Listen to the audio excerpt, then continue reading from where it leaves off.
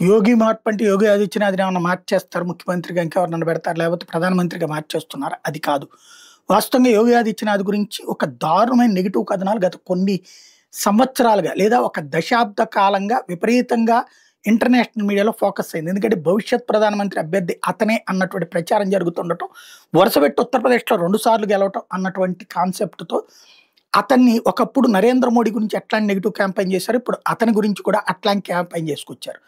అయితే చివరికి నరేంద్ర మోడీ గుజరాత్ గ్రోత్‌ని చూపించి ప్రపంచాన్ని ఎట్లా ఆకర్షించారో, ఇప్పుడు యోగి ఆదిత్యనాథ్ కూడా అట్లాగే ఆకర్షిస్తున్నారు. ద ఎకనమిస్ట్ ఏదైతే సోరోస్ గ్రూప్ ఫండింగ్‌తో నడిచేటటువంటి పత్రిక కూడా ఇప్పుడు రాసుకొచ్చింది.